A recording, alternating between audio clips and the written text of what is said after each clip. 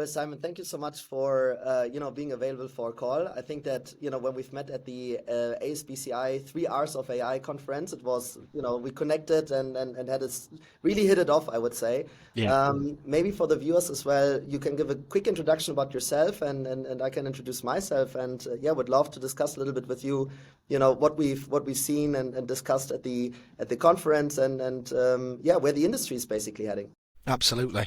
Yeah, so my background, well, it goes back a few years, back to 1985 when I started working in the industry, working in a shop on a Saturday for a company called Next. I think most people will have heard of Next as a retailer. And I worked my way through, if you like. I worked on the shop floor. I became a management trainee, apprentice, if you like, or a floor manager, and then I was poached out of the shops, if you like. 'Cause I was very keen on visual merchandising. My shop looked good, always looked good, and it did good sales. And quite a few of the other shops around the area I worked sometimes didn't quite have the look that I think Next wanted, the uniformity and the way to visually present product. So I travel around the different areas within the region to help those shops. And I think that got noticed. So I was then asked to move down to head office to lead on visual merchandising for menswear and boyswear, which I did for a few years through to the early 90s. And then moved into buying. I was approached by a buying manager at the time who said, you should be a buyer. And I thought that, wow, that's amazing. I mean, I'd met the buyers, I'd seen what they were doing with the product. I loved it. I was involved in design meetings.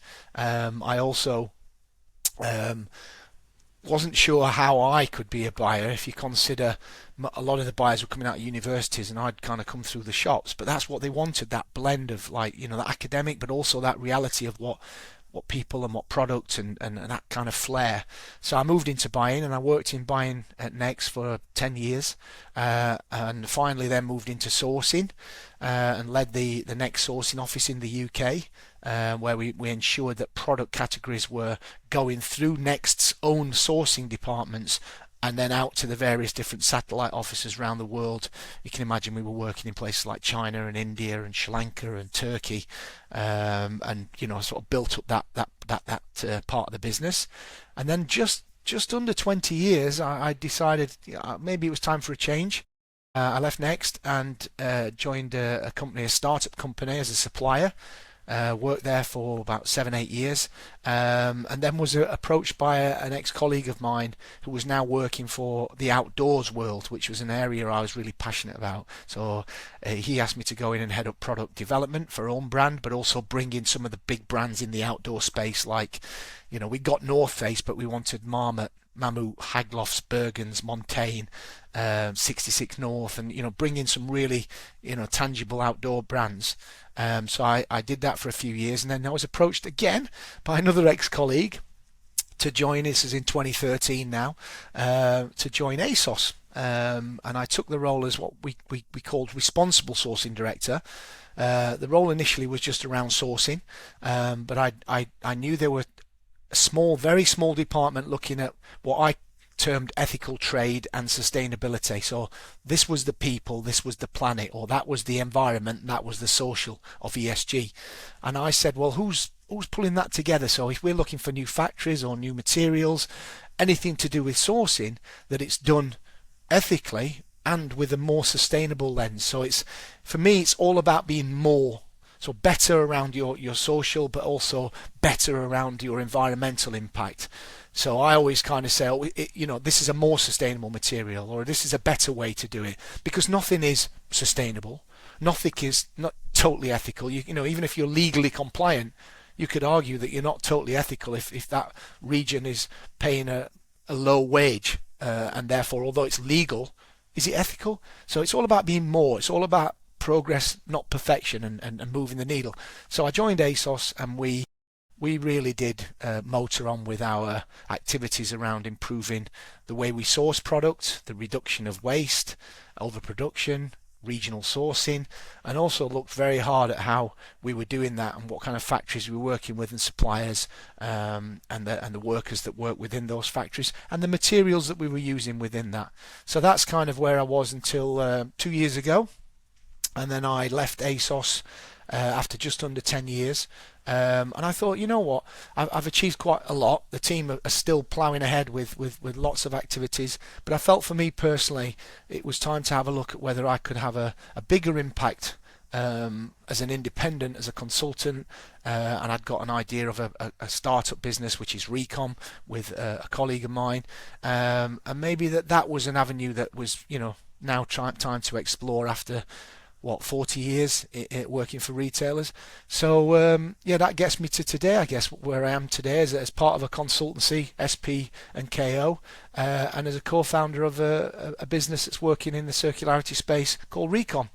So that's my 40 years in the industry, so far. What an incredible experience! And I still remember when you told me about your experience when we first met. It was really, as you said, you really started on the ground and worked your way all the way up, and you've seen it all, and you've seen really the disconnected points, and it was a very organic flow of where you went along, and it was something that resonated so much with me on the one hand, because I sort of did the reverse. I went to university, I did all of this academic stuff, and then I said, you know what, actually, I think in order to be a very good entrepreneur, I need to start on the ground. So then I moved into manufacturing, and I bought a factory, and I started, being on the ground in East Asia, becoming a supplier myself in the hard goods industry.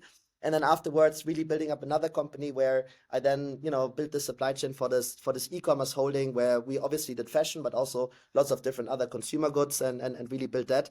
And I think for me, it was this reality check of, there are all these things that you can overanalyze on a strategic level, but then there's also the operational reality of how do things actually work on the ground. And I think especially with, what you just said, and where you have an experience, when you have suppliers in Bangladesh, in India, in China, when we think about responsible sourcing, nearshoring, there's a lot that we can discuss on a strategic level of, this could be really interesting, and nearshoring could create a lot of jobs and things like that. But then there's also the operation reality of how will it actually work. And I think when I started building Ameba, it was exactly this realization where I said, okay, how does the fashion supply chain actually work today? How do people communicate with suppliers? What is the data that they actually have at hand to make decisions? And I think thereby, was so interesting when I talked to you, and we actually talked about, how do things work today? And I think the reality of it. The reality of it. And I think that, coming a little bit more to the event where we've met, I think there were lots of different interesting angles. We talked about AI technology, how could it help within the fashion space? But then I still remember we had the panel discussion that you've led.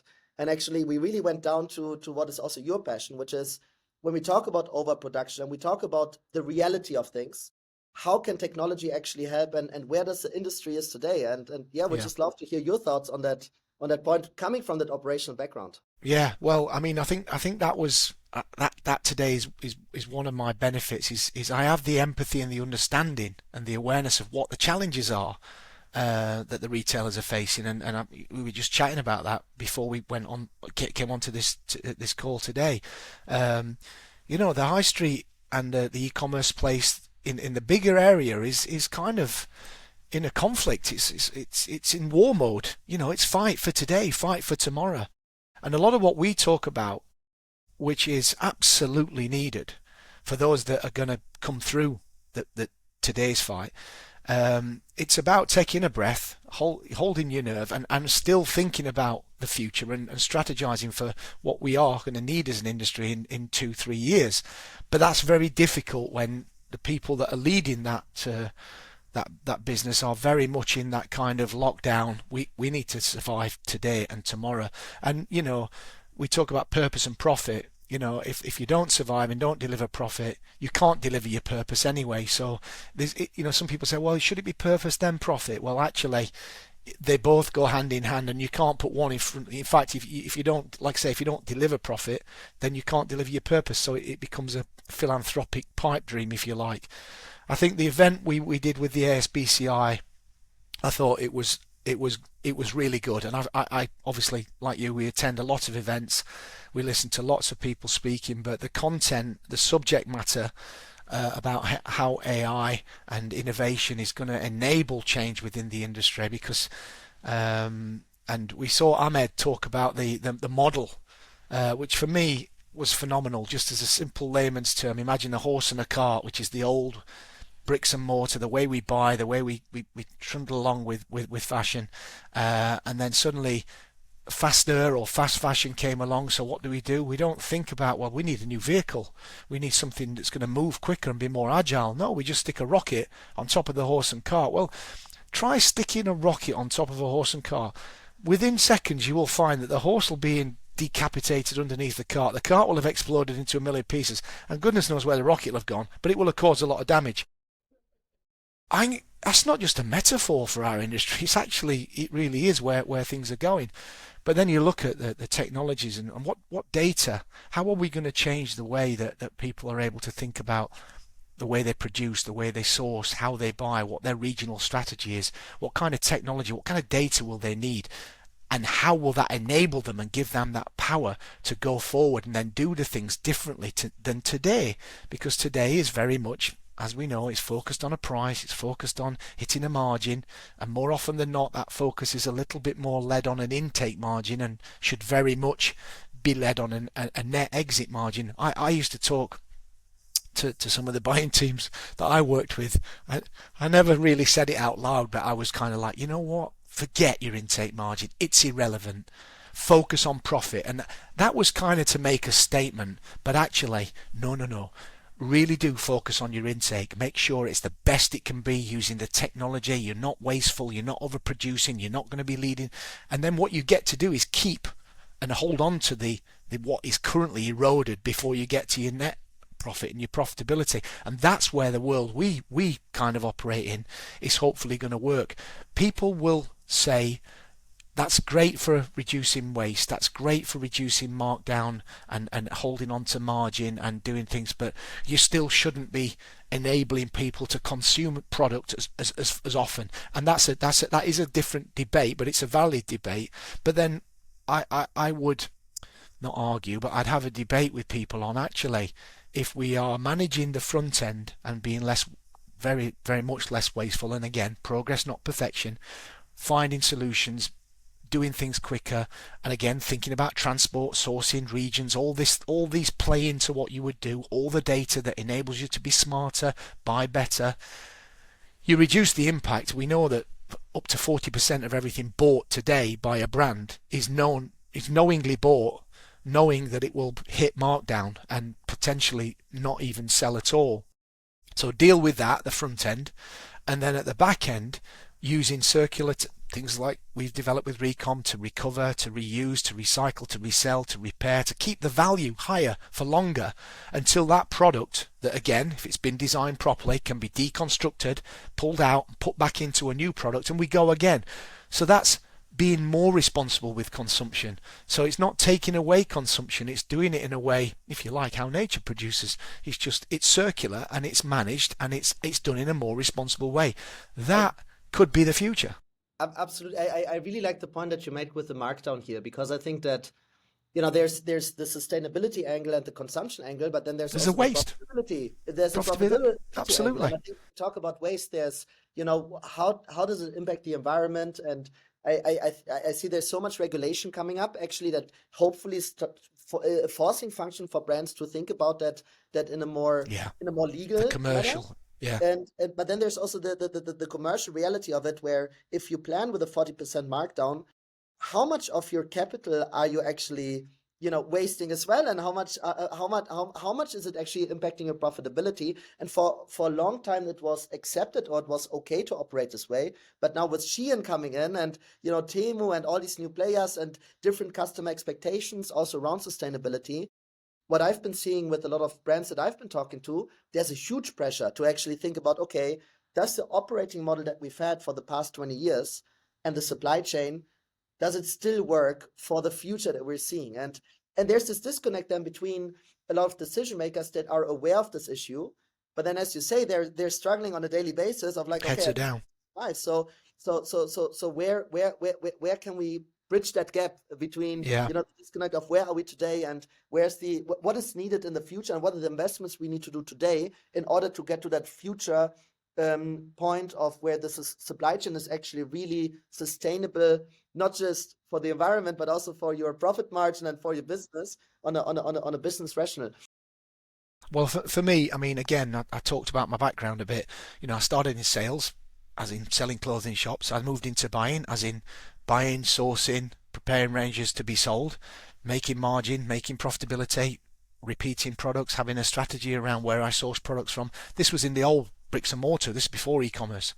So I'm a commercial person. That's what I'm about. And actually, sometimes I have to really push that home because I might wear a t-shirt that says I don't want whales to be killed. Everyone just assumes my only angle on this is I don't care about whether you're profitable or not. I want you to not destroy people and planet. Of course, I don't want that, but I want you to do it. I want you to exist. You are going to exist, and I'm not going to change that. Hopefully, you're going to exist for a future. Let me help you bring the two things together and blend and use the technologies. If you look at the horse and cart with a rocket engine that we've been operating with until the likes of Shein, Temu, Alibaba, they have invented the space travel. They've created a new model and they're using AI, and I think while there's a lot of debate to understand about how that is really then ethically being used from how it's getting the information, what it's doing, where it's then producing the goods. That's a big whole conversation. But like most things that they start quickly. They're not fully formed. They're not perhaps done in the best way. These guys are also aware of rules and regulations and laws, and will be ensuring they're ready for that. You look at the current state of the high street, and bar a few exceptions, there's a lot of people selling products and therefore have a very high turnover. But how profitable is that? Yeah. You could argue that some of the brands that are working in the e-commerce space with returns and the categories and the way that they sell product and the way that the customer shops, not knowing which size, which brand will fit them, so therefore they order 2 or 3 sizes from each brand and send them back as they can. And it's a very costly model. I know there are some brands that I would say, well, you shouldn't even be retailing in that region because it doesn't make you any profit. Or that category, you shouldn't even be selling that product because that loses you money.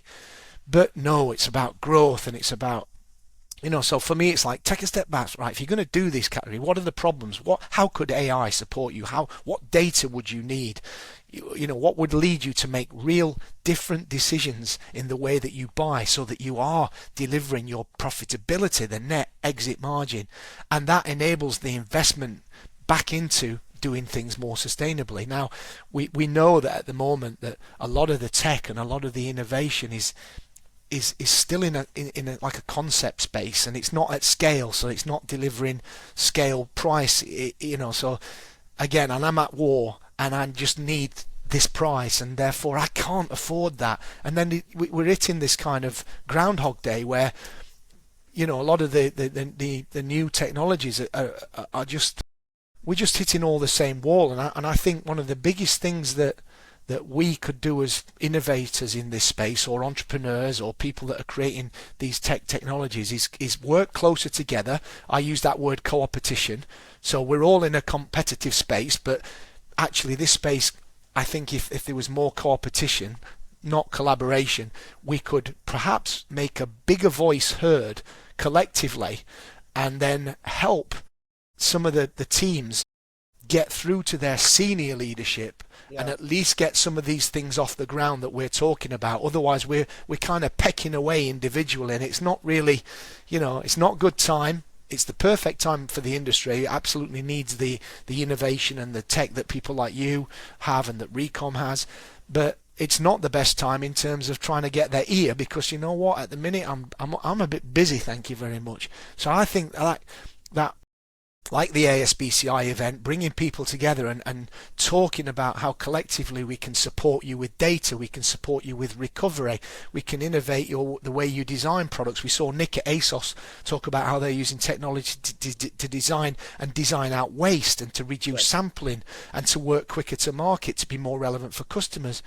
We can pull all these things together and actually bring in the retailers into that kind of space, like an ASBCI event. And I was actually, if I'm really honest, I was a bit disappointed with the turnout of some retailers. And being an ex-retailer, I would have wanted to have been at that event, and I would have made sure that I had people that were relevant to see that they should have been at that event. And I'm chatting to the SBCI about next year.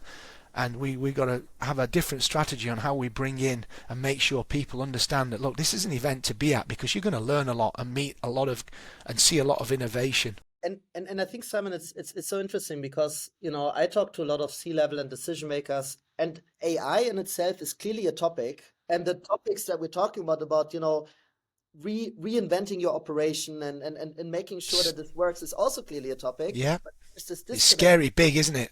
It's scary, exactly, and I think maybe you can talk a little bit about your previous experience at ASOS, because there was one thing that you talked about, which I at the beginning of our call, which I find super interesting, which is it's about the incremental improvement of just making things better, and it's not about coming in and completely changing everything, but it's actually, okay, where are we today and how can we incrementally improve and improve and improve? Yeah. How did you do that?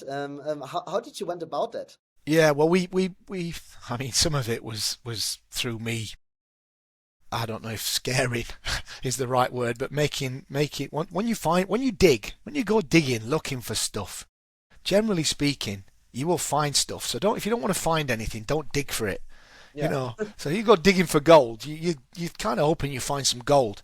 Now, I wanted to dig through our supply chain and ensure that we were in a good state from where we were producing, and was it regionally the right mix, but were the factories we were using and was the transparency you had through the supply chain, was it enough? And it wasn't, and so we said, right, well, that's day one, because if we don't know where we are, how do we know what impact we're having? So if we want to, obviously we'd want to say, we want to reduce the impact, we want to make sure that our factories, the teams in the factories are being paid properly and being respected. How do we do that? How do we talk to unions? How do we ensure we've got visibility throughout that? Well, unless we know that supply chain, we can't do that. So that was a big step to lead on transparency. And then what we wanted to do was, if you think about ASOS, for example, it sells other brands. So we were keen to know that those other brands shared our values. Now you've got that power of purchase. You want to sell on ASOS, we want you on ASOS, but we also have a set of standards that we require ourselves to meet, and we'd like to know where you are. It wasn't a case of, and if you're not meeting them standards, you can off you go. No, we were like, well, where are you on the journey? How could we support you? We probably find that we're working with, oh yeah, and you found out that we were working with similar regions that were having the same issues, whether it was around payments, whether it was around minimum wages, the problems in the UK. Well, actually, maybe we could work together to drive the industry further. So we used that power of purchase with the brands and our own brand to influence different, whether it was a modern slavery statement, whether it was how we were going to address UK sourcing through fast forward as an innovative technology to ensure that workers were being paid. We brought in access to remediation and representation in any of our factories to be represented by unions. Obviously, China, bit of a funny one, because China doesn't recognise any kind of union, yet a lot of brands talk about how they want to empower their workers, yet you can't do that in China, and China is still one of the biggest places we source products from. So there's a little bit of I always found that a little bit careful by saying all our workers are represented by unions, because actually a big chunk of them aren't, because they work in China, and China doesn't work like that. So that's another conversation. That's a global conversation, not just a clothing issue. Real quick just on that, because it's so interesting what you've been through. When I talk to a lot of also small to medium-sized brands, there's, we now have digital product passports coming up and all Yeah, this. DPPs. Yeah. And then I look at the operation where they're today, and they're like chasing the latest delay, and just making sure that stuff is in stock. They don't have the size of ASOS to actually build an entire team that drives sustainability and these type of initiatives forward. Would you say there's a big disconnect between what we see coming up on the regulatory side and where the industry stands today in order to actually make that happen? And how do you see that? I think we're gonna see a lot of change in the coming years. Those that are fighting today might survive today, but will they then be fit and healthy enough to live the next few years? I'm not sure. I think we're going to see brands disappear. We're going to see people come in. The way that people consume, the way that people shop. Again, not just clothing. This is food. This is technology, hardware. There's a change. Although some of the changes I've seen in terms of how quickly people are demanding the product they buy, there's an element of slowing down in that. I don't need it tomorrow, so why should I put it through all that energy consumption to get it to tomorrow when I don't need it tomorrow? Now we're getting used to things as a human race, being very quick and next day delivery, but there's an education piece there around how we can manage that, what impact that is. There'll be incentives that will be offered to maybe slow it down.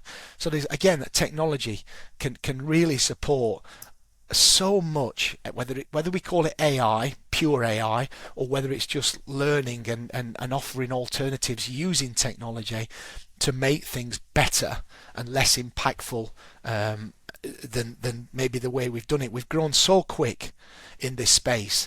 And it's kind of like, we talk in fashion, we take it, we make it, we dispose it, we buy it, we design it, we buy it, we sell as much as we can. Always the model should be design it, sell it, then make it.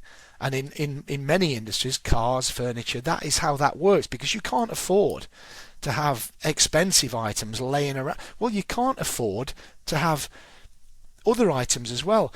The fast fashion, which is termed today, which obviously that word now is a derogatory. It's not a great thing to be seen as, oh, you're a fast fashion, Whereas actually doing the things we talked about, very, very smart, planned, very efficiently, doing it quickly, and then circular model. So doing fashion fast.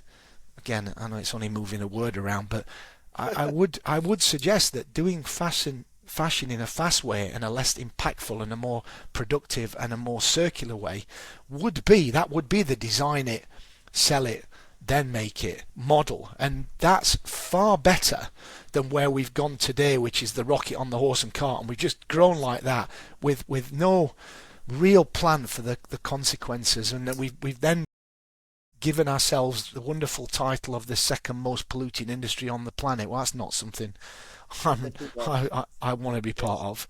I want to be part of changing that. And absolutely, and not just to yourself, but I mean, I've met incredible people that are working in buying positions or merchandising or production coordination across all these different departments that had, they had very clear values when it comes to exactly what you just mentioned, and where they said, okay, they want to work towards that, but then they're so buried in the day-to-day give them the work. tools. Give them the tools. They don't have any availability to actually think strategically and say, okay, let's actually take a step back and think about how are we doing this and how can we make the right strategic decisions. And it's like some very, very incredibly smart people that are sitting in these positions, and every single day they're actually just overwhelmed with, okay, what do we need to do today? The day job. There's so much pressure. I think there's sort of a disconnect here, and where I see there's a huge problem, especially also when it comes to how can brands better leverage the talent that they actually have available, because there's some really smart and really great people in the industry that, as just like yourself, are very committed to the mission and thinking about, okay, how can we make this industry that they're very passionate about actually also become not the polluting industry, or not the fast fashion, having the fast fashion title, which is, as you say, actually derogatory, and people are not proud to work in that space to that extent. Well, for me, I talked about people like us that are trying to do better, trying to encourage brands. I know it's a confusing space. There are lots of new technologies and innovation. Which one do you choose? How are you going to map your supply chain? Who's going to help you with your data? There is a lot of noise, let's call it noise, going to the people at work, and like you say, at best there's only a few people working in some of this space within these companies, and they're trying to muddle through that and deliver on their commitments, the business commitments, the carbon reductions, the profitability, and so on and so forth. So we've talked about the challenges, but what things are going to move the needle? Where's the tailwind going to switch around to a headwind? And I think that is going to be through legislation and through laws and through changes that are going to come. And that is, while it might not be number one priority, that is now resonating with that higher level. So it is the one thing that they know is coming. They know there's going to be a time where they're going to have to look at it. So there's a movement towards it now that will help. The ones that get on board earlier, the better, because with some of these legislations and changes that are coming in the next 18 to 24 months. Well, if you think about how clothing operates, often designers will be working on collections, not so much now because of the way that people buy, and it's not like it's this collection for this year and it's this season and so on. That's still very much in the high end of fashion that works, but not so much for the bigger retailers. That's a little bit more flowing now. But ultimately, you work generally a long time in advance, developing fabrics, developing colours, developing styles. So this is not years away. Metaphorically, this is tomorrow. Next week. If today's the fight and tomorrow's the battle, then next week we need to be ready for this. So there's these things will land. They will probably weed out some of the poorer performers or ones that just aren't suitable. And I don't want anybody to lose a job. I don't want to see anybody. I hate seeing brands disappear. But if they're not managed well, and they do go, they went for a reason. They weren't fit for market anymore. Their model wasn't right, and things change and evolution happens, and it doesn't mean because you exist today that you will automatically exist tomorrow. You have a choice to try and prepare yourselves for that tomorrow. And the other thing that I think plays into what will lead change is, I think, investment. I think government, we talked about sort of legislation, law, but investors making it making it an issue for a CEO. If the investors and the board say, hey, we want to be here in 5 years, our shareholders want you to exist, we're getting money from this area, make it part of their make it a business problem, then they will find a solution. And also consumers. We never should we be saying, well, if consumers didn't buy so much cheap rubbish, then no. It shouldn't be the consumer's problem. It is part of their problem, and they now have a part to play in it. And I think education and awareness, which has been difficult. We've seen lots of things kind of where people were making progress and talking about things. You now have very, very strict rules on how you talk and what you can say and how you back that up. That's going to take a while to get to a level where people are confident to go public with their claims in future. And again, technology will support that. So how are you going to do that? Until then, it's very quiet. Well, while it's quiet, the consumer, many consumers will be buying products and they won't know some of the things that we know and have seen around who's making this product, how badly treated they are, and even if it's a legal wage in this region, do you realize that they're on X dollars a day? And we're not talking X $1,000 or X $100. We're talking dollars, a couple, three. If you knew that and you knew I'm pretty sure you wouldn't be buying that product because you didn't get up thinking, oh, I'd really like to harm the people and planet today. Most people get up and think, I want to do something good. So I do think education, you've got legislation, you've got law, you've got investors, shareholders and consumers that will be pushing towards wanting things done differently. And I think that's going to be the one that sorts the good from the bad, if you like, and the ones that are fit for purpose and have invested and been smart will be the ones that will survive. And we'll have, hopefully, a smarter, cleaner, more technically advanced circular industry that comes down the line. It's going to take a few years, but that's that's the hope of what we're all trying to do, if you like, and what a company like yourself is able to do for a brand. It's super interesting the point that you touched upon with the consumers, because what I think as well is with social media and the way that consumers connect, there's a lot of the greenwashing or a lot of the things that are happening in the background are actually being surfaced right now. Yeah, And yeah, there's this guy on Instagram.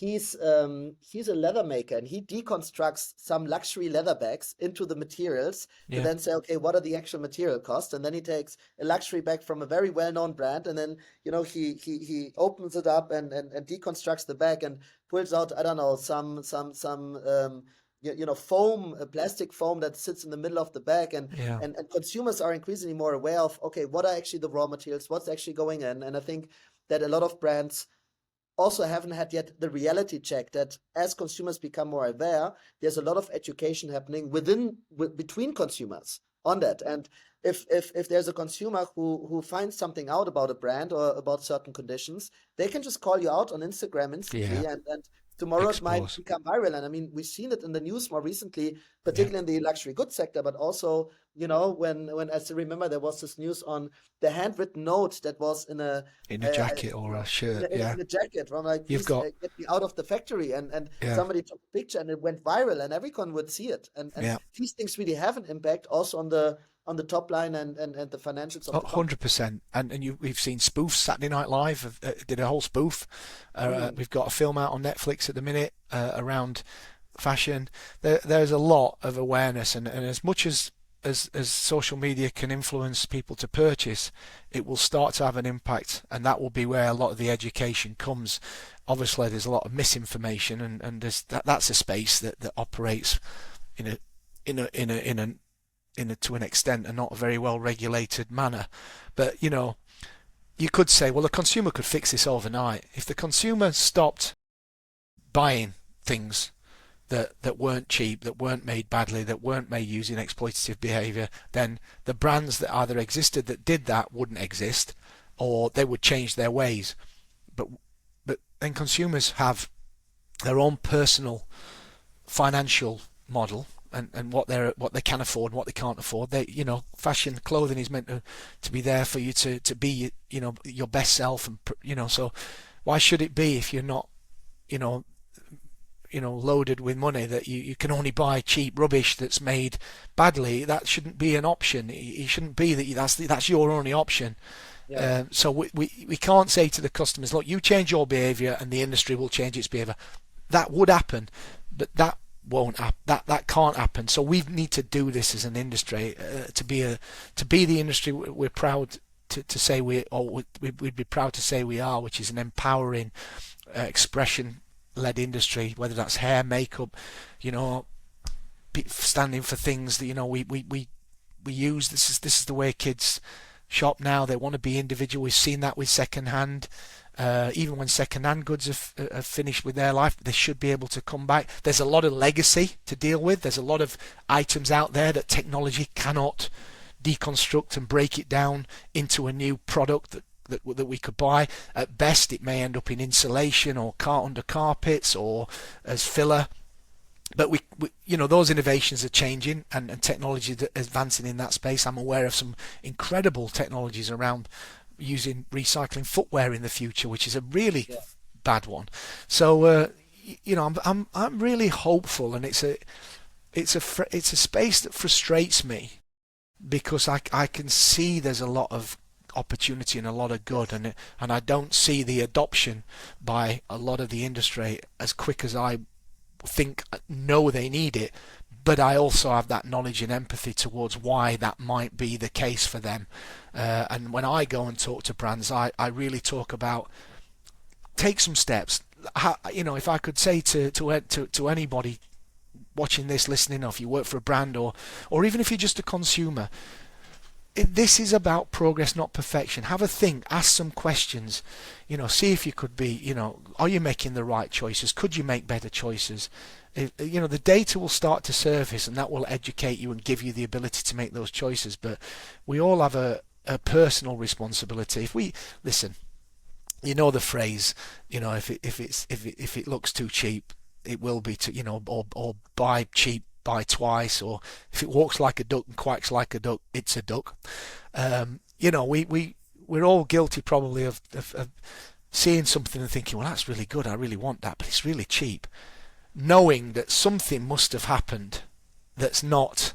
And that doesn't mean that actually that the reason it's a lot cheaper than maybe something else was they're smart, they're efficient, they have big volumes, they own their own factories, they've got a fully mapped, you can have a better price and a profit and still a choice for a consumer. This is why I argue the case, because this can be achieved where a consumer can get a price they can afford, a brand can make a profit that it needs to make, the planet and the people on it don't need to be harmed. This can be done using these innovations. Actually, the reason that's as cheap as it is because there was, here's a TV, here's a laptop that normally is $800, I can get it you for $50. I think we all know at that point that something is wrong with that there, and something is not right. If someone said this is a $600 laptop, I can give it you for $400 because I got this, I did this deal, and I know the guy. Maybe there's, and there are brands that today I know there's some big brands out there. Again, they're not perfect, but they are progressing really well. And still, there's a perception because their prices might be a bit lower. Oh, they must be bad. And I know they're doing some great things. So it's confusing, but it's about progress, not perfection. Try things. I think this was for us when we started building Ameba, exactly the point where we said, okay, instead of coming in and being like, okay, here's this fancy AI tool and we're going to change everything and tomorrow you have a fully autonomous supply chain or whatever, which is just an empty promise. Where are you today? Let's start capturing all these different data points that you're not aware of, which sits in your Excels, in your PDFs, in your ERP, in your PLM system that your team cannot pull together. And how can you just have this data foundation to start making better improvements and efficiency gains along the current value chain? And then you can upgrade step by step to make the better decisions over time and really improve that. Yep, exactly that.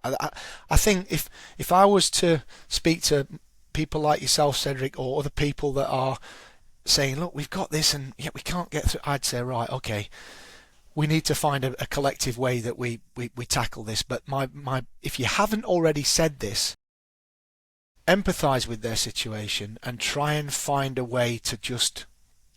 One of my old chief technology officers used to say to me, look, let's go and play in a corner. Let's do something that's minimal investment, if you like, if we're talking about, well, we need £30,000 to try a take-back scheme, or we need to invest in a technology to integrate your system, and that's going to cost £50,000. We haven't got the tech. You bear in mind, a lot of these companies that are turning over billions of pounds, they are still working on spreadsheets. And it's going to be difficult. So let's see whether we as the people trying to change the way industry, how can we take a step back and go, okay, let's do this where it's cost neutral. Let's do this to prove the concept, because so much of what we're going to do we know will work, and we know they need it. They know they need it, but there's a bridge that needs building, and that bridge might be, look, okay, I know that this is what it would be in the future, and we've talked the numbers, and let's go and prove it in a small pilot trial environment, which can be, I can't think of any chief tech officer, chief commercial officer, chief executive officer, chief financial officer that would say, no, you can't do that. Especially in this space, especially knowing what they do know now. It's when you go into people asking for big money or big teams or changing in the technology, and they might be working on some new check. That's where. So how can we do this where we go and play in a corner and we go and do this? We then analyze it, we prove the data, and then we deliver back to the businesses. This worked, this will work, this will generate revenue, this is a smarter way. I know some of this stuff is working within the businesses I've worked with recently, and some of the legacy I left around speed to market and the way that we source, the transparency through the supply chains now delivering better visibility and an opportunity to have a more educated and commercial conversation further through the supply chain, reduce the impact on materials, reduce the number of suppliers you're trying to talk to over emails, which is, again, like you say, ineffectively and inefficiently using people's time that they don't have time to waste.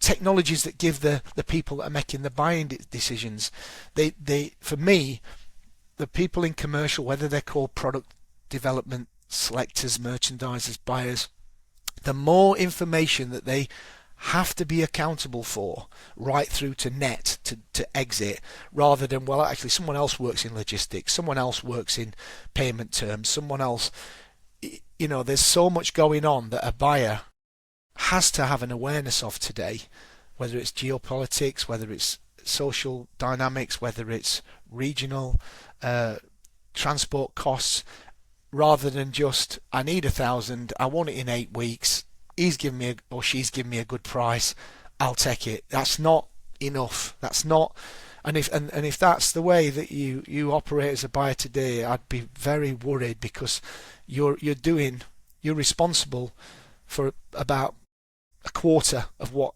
is going to happen in the process before you achieve any profitability on that product.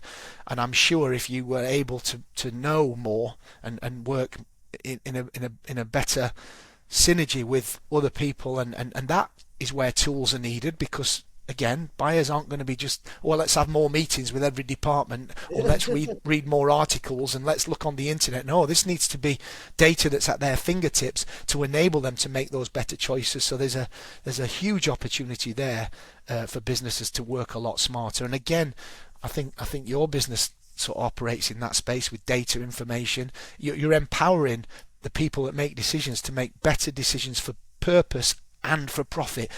Always, always, always, the two are linked. People and planet, ESG, purpose and profit.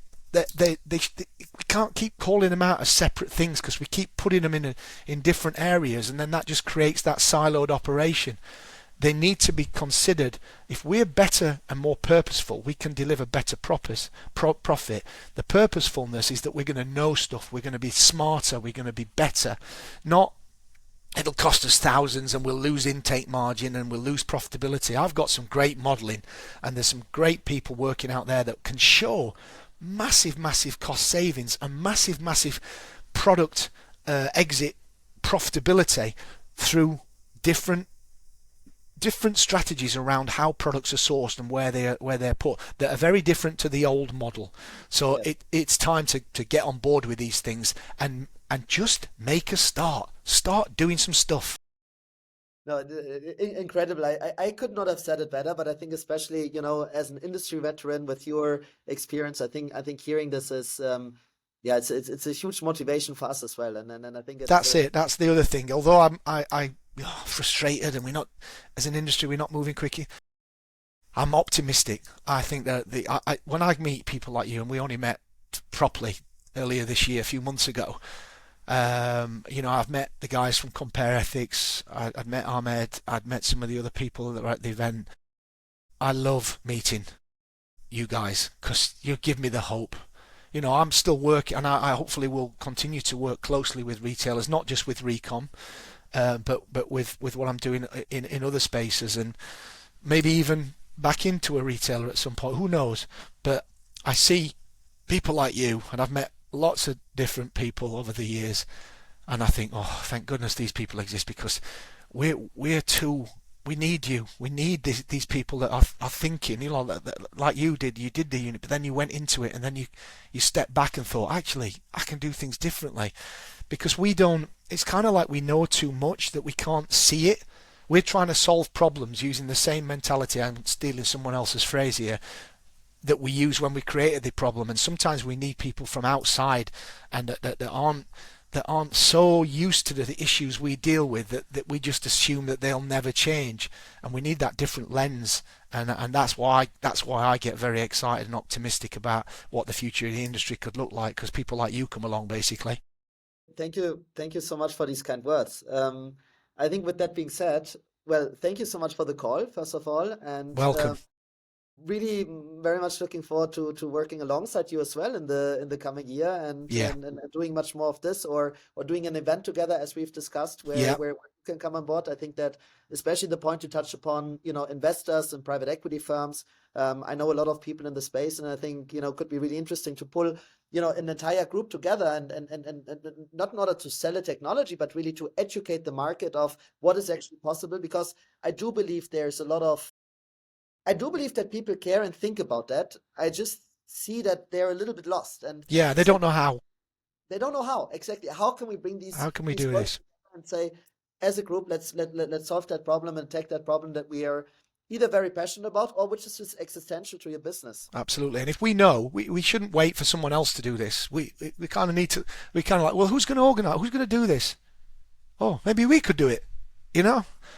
It's got to be us. This is it. I kind of still think I'm 21. I'm 55, and I'm kind of like, hang on, maybe this is what I should be doing. So yeah, and I'm very excited for 25, and yeah, look forward to seeing you guys in the new year and coming and having a bigger conversation and seeing how we can, like I say, do things together and drive the industry towards better. Amazing. Well, thank you so much, and have a great day. Yeah, cheers. You too. Take care. Bye bye. Bye bye.